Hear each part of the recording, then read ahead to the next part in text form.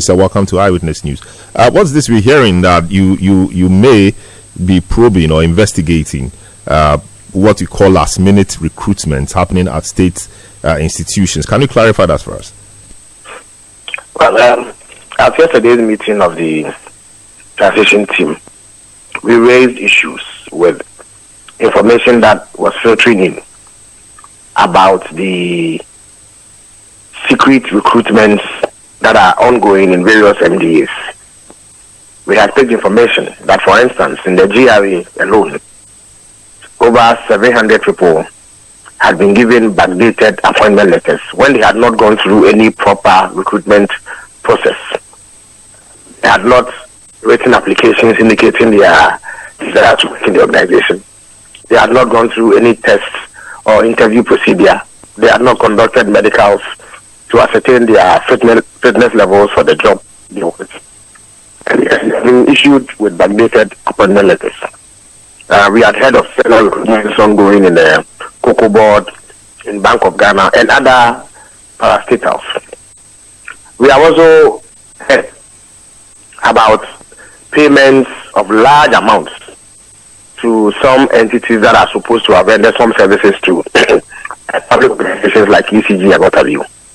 So we thought that this was most irregular, given that we are in a period of transition, and therefore any major decision that is likely to have a fiscal implication for the incoming government must be discussed, and the consent and buy-in of the NDC side of the transition team must be sought before any such move is undertaken. But none has been forthcoming, and we thought that it was deeply concerning, which required immediate remedy. So we raised it, and when we did, we were told that at tomorrow's meeting, which will be the second meeting of the transition team, the matters will be discussed, and that a committee will be formed to look into it with a view to ensuring that the right things are done. So yes, it is true that these things are going on, and we are minded to forcefully insist that they are halted pending further scrutiny and involvement of the NDC side of the transition team. We do not believe that at this late hour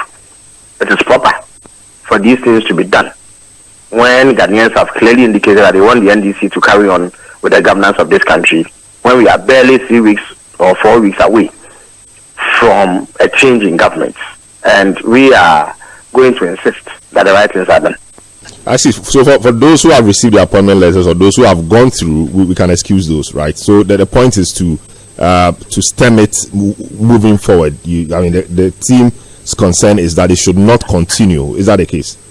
Well, we will be scrutinizing all such appointments. We will be carrying out a review of all such appointments. There are appointments that are irregular, do not meet basic laid-down regulations, are in violation of recruitment procedures, will be reversed, as the Honorable Singini has indicated to you in the earlier interview. So it is not in the interest of both those who are being recruited now and those who are doing the recruitment to carry on any further, because they would only be leading the unfortunate recruits on the path to nowhere. I see. So how is the transition process going? Early days yet, but the cooperation from the other side, everything. How will you describe it so far? Beyond these issues that I've raised, which have happened on the blind side of the NDC side of the transition team, everything has been cordial. Yesterday's meeting was quite cordial. It was carried out in an atmosphere of mutual respect. The president and the president-elect urged us to work in a spirit of cooperation and mutual respect, and we followed suit. So it has been cordial so far, except that we will be carrying out the needed scrutiny to ensure that we have sufficient information about the state of the country that we are inheriting. I see. So, take us through the structure as you have it now. Of course, the president and president-elect both appointed a number of persons to lead the process. Julius Deborah from your side, and then Frima Osel Pari from the side of the governing party. Beyond that, we've seen the formation of subcommittees, etc. Take us through the structure. How does it look like now? Well, the current chief of staff and the former chief of staff are co-chairing the meetings on behalf of the president and the president-elect respectively. They have delegated that function to the two personalities. Beyond that, each side has about 9 members or so forming their team. Beyond that, and in accordance with the Transition Act of 2012, Section 4 precisely, there are supposed to be 3 subcommittees. The first subcommittee, Inauguration Subcommittee, which is responsible primarily for organizing the swearing-in of incoming president. And that committee was formed yesterday under the chairmanship of Honorable Felix Kwakye, the General Secretary of the NDC. The Government Machinery Subcommittee was also formed. And this committee has the duty to ensure that the incoming administration is able to take over government, its machinery, and this involves taking over the functions of all the ministries, departments, and agencies, and other allied bodies. They are to ensure that proper and adequate handing over notes are handed over to the incoming administration, and all information may be necessary for a smooth transfer is made available.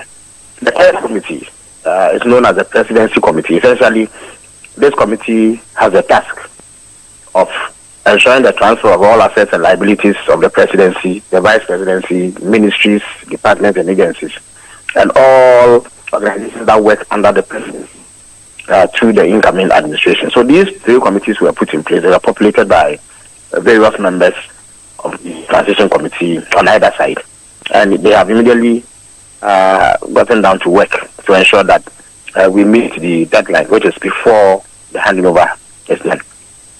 Of course, the transition team also has the option of setting up other subcommittees as may be deemed necessary to enhance the work of the team, and that is how come you've heard about subcommittees being formed today.